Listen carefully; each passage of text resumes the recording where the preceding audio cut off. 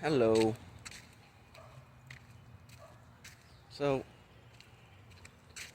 I'm taking a walk. I took a walk, take a walk to my local library. I had this thought as I drove by my local library ayer. Pen- Tenía un pensamiento.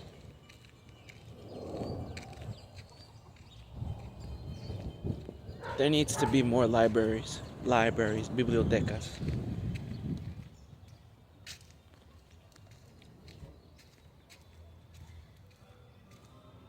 That's something I believe in.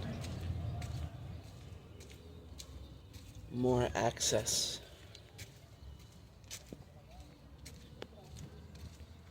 More people need to be able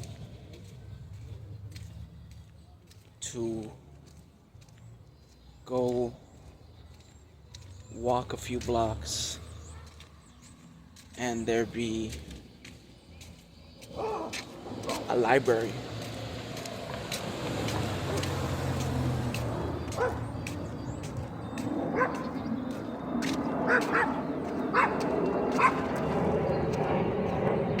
I think this is an idea that is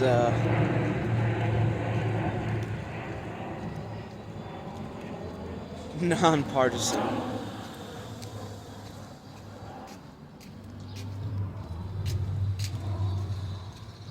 Of course,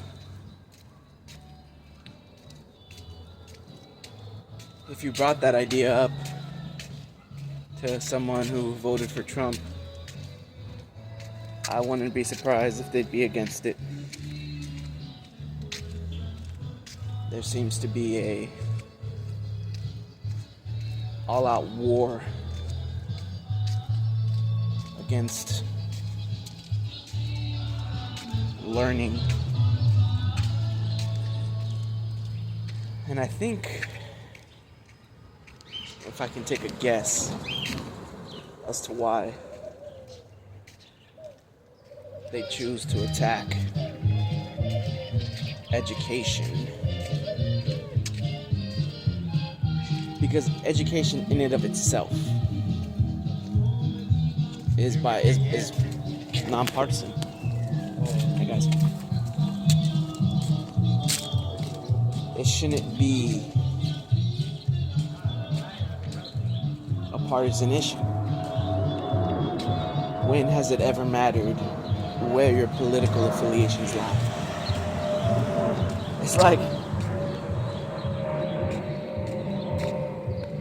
It's like if water became a partisan issue.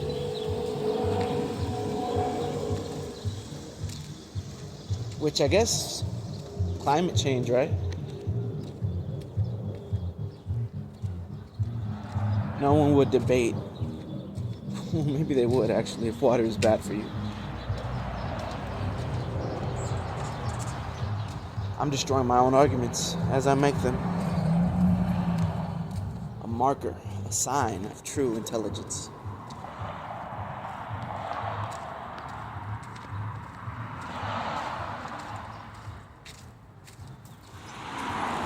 I guess you don't have to agree with me that there should be more libraries, more bibliotecas.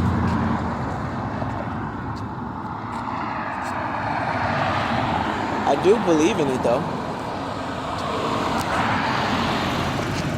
I do believe in there being more access to books. I mean, I'll take it, you know?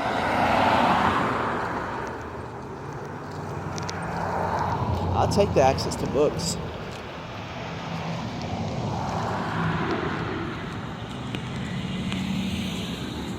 Even if it's propaganda books.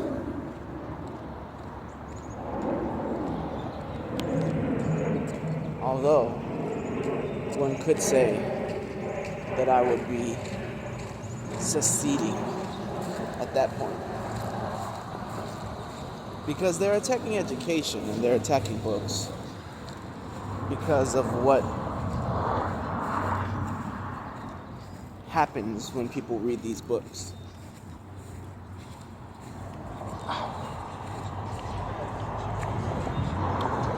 Like, for example, there's a book called Black Like Me. And people would want to ban that book. Not because they hate reading, because they hate what happens when you read that book. And this is going to sound like an insult. It's not. If you read Black Like Me, a book that is partisan, if you're a Republican, you're probably not going to like that book. And you're going to want to ban it.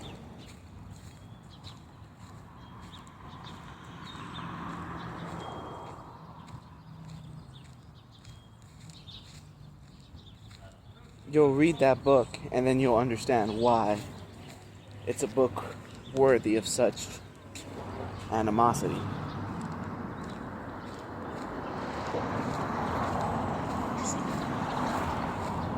I hadn't heard of it until recently. And apparently this white guy named John H. Griffith, or Griffin, decided to do a social experiment. And in this social experiment, he made some interesting, or had some interesting insights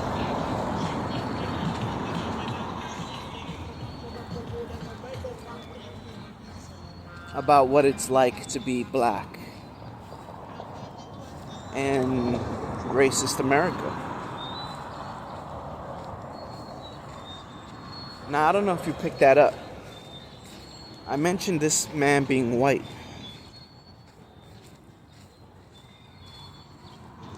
So hopefully you're asking yourself, well then how is that possible? How could a white man earnestly and in all good conscience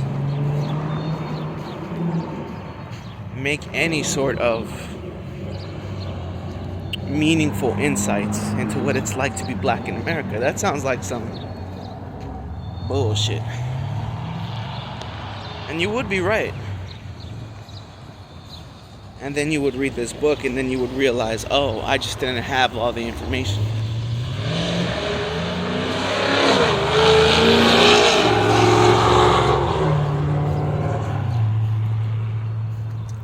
And it's books like those that are banned.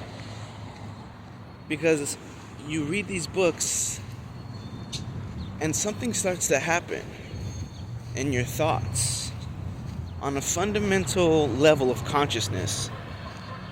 You start to feel something is changing. You start to think more critically. You start to ask questions, and these questions are tough. And when you ask yourself tough questions that challenge your own perception of reality,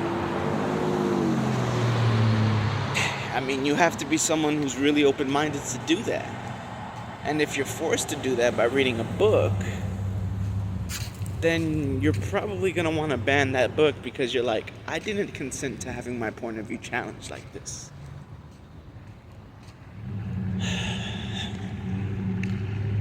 And when you look at it like that, it's kind of hard to force anybody to change if they're not consenting to changing. If they don't want to change, then they're not going to change. Even if it is through a really, really good book.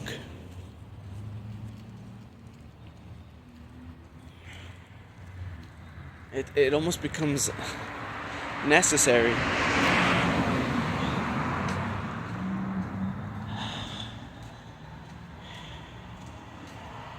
para mantener un secreto. You have to maintain this secret. You have to be aware that this book exists.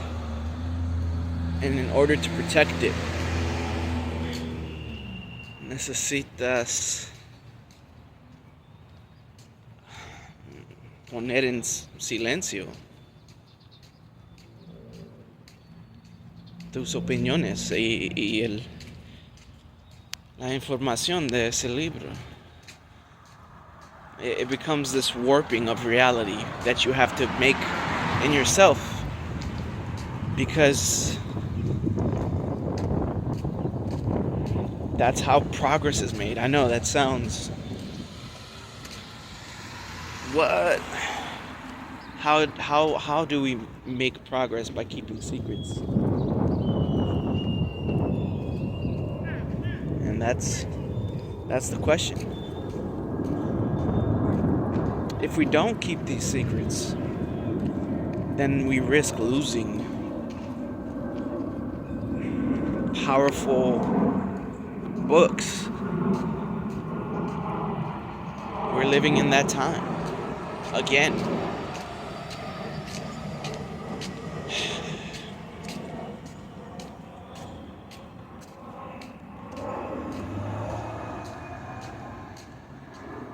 Because we don't want to force a different perspective in people. I know I have good intentions when I recommend books to people, when I talk about things. I'm doing it because I'm excited to have different thoughts in my head.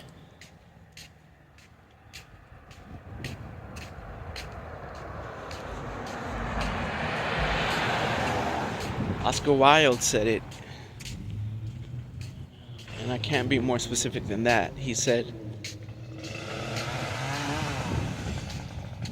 any good, worthwhile conversation is going to see its contributors or its participants flip-flop back and forth on their ideals and their opinions.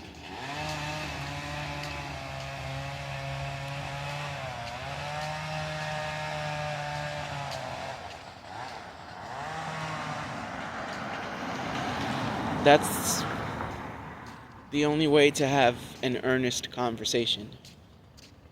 Otherwise, you're just shouting at each other, stuck on your side of whatever fence, whatever metaphorical fence you're sitting on, or whatever side you find yourself on.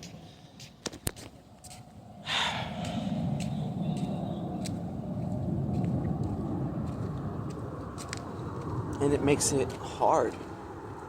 Because growing is hard. Because getting to that next level is hard to do.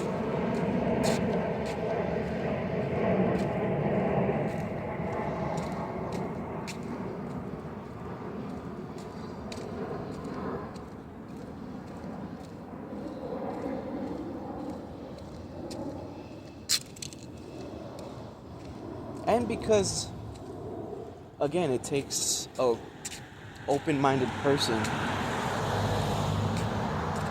or at least we need more open-minded people having these conversations, because no one wants to feel like they have to defend their position because they're afraid of being called a hypocrite or something.